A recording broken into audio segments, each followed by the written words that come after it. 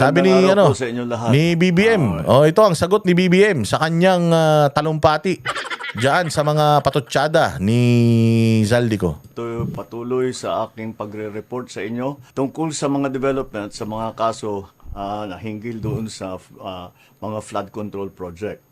At i-report ko po na ngayong araw yung AMLAC, yung Anti-Money Laundering Council, nakakuha na po ng 2 freeze order. This brings the total amount of assets frozen to about 12 billion pesos. Kasama po dito ang mga air asset ni Zaldico, ang value mga 4 billion. At bukod pa ron, meron po tayong nakuhang 3,566 na bank account, 198 insurance policies, 247 motor vehicles, 178 real properties, 16 na... Okay yan maganda yan. Maganda yan para malimitahan kasi ganito ginagawa nila, no? Maraming pera si Zaldico. Para malimitahan yung kilos ni Zaldico, pati yung kanyang pagdidepensa sa sarili. Gigipitin nila. O siguro guys na lumapit sa kanila at sabi na, "Sir, grabe naman kayo, kinuha niyo yung mga ari-arian ko." Ang galing talaga tong mga to kahit talaga magaling mag-sequester tong mga to Expert talaga sila dyan Pero sila, yung mga ari-arian nila, hindi man naka-frozen. So si Zaldico, actually dito nga sa issue na to, hindi na lang si Zaldico ang sinasabi ng tao na nagdakaw Pati si Romualdez, pati siya. Pero si Zaldico lang ang pinifreeze nila assets. Sabi ko sa inyo, weaponizing the agencies of the government para sa mga kalaban nila. So, if i-freeze nila lahat yan, which is dapat lang naman, sabi ko nga sa inyo, si Zaldico ay hindi naman santo yan. If and I know na nagnakaw talaga siya sa taong bayan, so it's just right na i-freeze yung mga assets na yan. Kaya lang, ang tanong, baka pag finilize yung mga assets na yan, makuha nyo rin. Kayo rin ang kaya sa inyo rin bumagsak yung mga assets na yan. Ganun din. Pero dapat para patas tayo, since you're advocating fairness, sana i-finreeze mo na din yung asset ng pinsan mo. I-finreeze mo na rin yung assets ng anak mo at saka ng asawa mo. I-freeze nyo lahat ng assets para patas kayo. Mas pare-parehas kayong patunayan sa isa't isa na hindi kayo mga magnanakaw. E-wallet account at saka air asset na frozen na. Umpisa lang po ito. Mas marami pong asset ay mafo-frozen para maibalik ang pera ng tao sa kanila. Ito po yung... Paano babalik yan sa amin, Aber? Pakipaliwanag nga kung paano yun babalik sa amin. Ano ba yan? Kukunin yan, ibibenta, tapos papipilahin nyo kami sa EDSA para bigyan kami ng pera? Ganun ba yun? Paano nyo ibabalik sa amin yan? Paki-explain. Tangina yung mga ganyan, style bulok yan Kunyari may ibabalik sa amin. Pero, pucha, sa inyo pa rin. Aming pangako that the money of the people will be given back to the people. Paano? Paano? Bigay ko na yung GCash ko. Kahit yung isang eroplano lang ni Zaldico mapunta sa akin, okay na. I-share ko naman yung blessing na yan. Meron din pong development, yung ICI at saka ang DPWH, magsusumite po ng ebidensya sa ombudsman and magrekomenda sila ng kaso ng plunder, anti-graft, bribery, conflict of interest sa 8 congressman na may-ari ng mga construction company. Sus!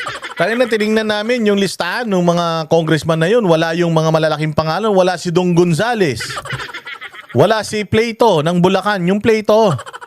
Isa yun sa mga nagpa-impeach kay BP Sara. Putragis yan. Ang daming proyekto niyan dyan sa Santa Maria, Bulacan. Puro pangalan niya yung mga nakalagay doon. Pag tinignan mo sino yung construction firm, Plato. Sila din. Putsang na, conflict of interest. Bawal nga yun Pero sila yung mga contractor. Wala si Dong Gonzales. Wala pa si Rog Gutierrez. Yung One Rider Party List. Yung tatay ng contractor din ng gobyerno. Bilyon-bilyon din yung kontrata daw na nakuha niyan sa gobyerno. Tapos hindi kasama doon. At ito pa, matindi. Sa mga congressman na yan, hindi pa rin kasama si Zaldico. Si Zaldico pala kasama. Si Romualdez, hindi pa rin kasama dyan. Diyos ko po. Style nyo bulok kayo, magpinsang kayo talaga May proyekto sa DPWH. Lastly, meron po akong ibabanggit sa inyo. Dinapitan po kami ng abogado ni Saldico. Nako, yan pa isa. May ebidensya ka dyan. CCTV. Text. Kasi sabi ko nga sa inyo, paano ako maniniwala sa isang taong di umano adik? Yung ating nga niya na nagsasalita sa Iglesia ni Cristo, di niya makilala eh. Sigurado ka ba na yung lumapit sa'yo, yung abogado? Baka mamaya multo yan ha. Kasi dinidinay yan ng abogado ni Saldico. Ba't ako lalapit sa kanila? Yung pagka-cancel naman ng passport ni Saldico, it's inevitable. Gagawin naman talaga nila yan. So parang sinasabi, hindi na ako maglalabas ng video basta wag niyong cancelin yung passport ng kliyente ko. Pwede ba yun? Tsangin nang yan. The damage has been done. Malalim na masyado yung sugat na ginawa ni Saldico at malalim na rin masyado yung hukay na hinukay niya para sa sarili niya. Dahil sa pag-i-expose niya dito sa mga kasama niya sa pagnanakaw. Again, sabi ni Aimee, addict daw ito. So ba't ako maniniwala sa sinasabi ng addict? Di ba? Bakit tayo maniniwala sa sinasabi ng bangag? Sabi ni Aimee, hindi ako nagsabi nun ha. Mapapatunayan lang naman ni Bongbong kasi na hindi talaga siya addict kapag siya ay nagpa-drug test. Pag nagpa-drug test na siya, magkabati na kami. Ibig sabihin, alam ko na yung aking presidente ay nasa matinong pag-iisip. Paano mo sasabihin na nagpunta sa akin yung abogado? Kinausap kami. Sigurado ka ba? Yung ate mo nga, hindi mo makilala. Nakikipag-usap ka sa multo.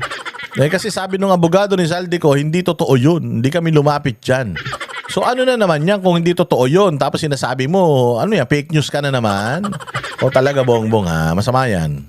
At nagtatangkang mag-blackmail na kung hindi po namin kakanselihin daw ang passport niya, hindi na raw siya maglalabas ng video. I do not negotiate with criminals. Oo nga naman, ang kriminal hindi may ikipag-negotiate sa kriminal yan. Usually ang kriminal, yung kapwa niya kriminal, pinapaligpit niya yan. Para siya na lang ang nag-iisang kriminal, ganun. Pero hindi ko sinasabing kriminal siya. Sinasabi ko lang na ganun ang galawan ng mga kriminal. Pero he does not negotiate with criminals. Bakit, sir? Guilty na ba si Saldico? Ano na ba? Kasi magiging kriminal ka lang kapag sinabi na ng korte na kriminal ka. So kung ikaw inaakusahan mo si Saldico na kriminal, pwede ka na rin ba naming akusahan na kriminal? Kasi mukhang hindi naman yata bawal yun. Kasi kayo, kaya nyo mag-akusa kahit sino. Pero pagka kayo ang aakusahan, ididimanda nyo. Wag ganun. Dapat patas, sir, patas. Kahit maglabas ka na ng video ng lahat ng kasinungalingan mo na pag-destabilize sa gobyerno, gusto kong malaman mo, Saldi, makakansela pa rin ang passport mo. Hindi ka na makakatakas sa hustisya. Yan, palakpakan natin si Pangulo. Galing-galing ng Pangulo natin.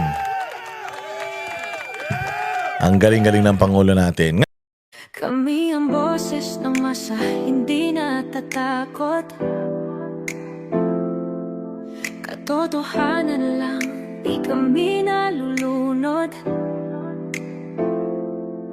Walang bahid ng sismis, lahat ay totoo. Kahit sino ka pa, pag mali ka babanatan ka.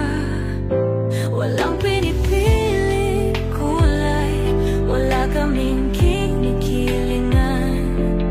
Basta para sa bayan, kami lalaban. Pagtama palakpakan, pag mali banatan. Di matitinag, di matatakot, para sa bayan tuloy ang sigaw. Sa harap ng kamera, walang halong takot. Mga baluktot, lahat kayo'y tutumba. Ang hustisya at totoo, yun lang ang mahalaga. Kahit sinong harang, di kami matitinag. Walang pinipiling kulay, wala kaming kinikilingan. Basta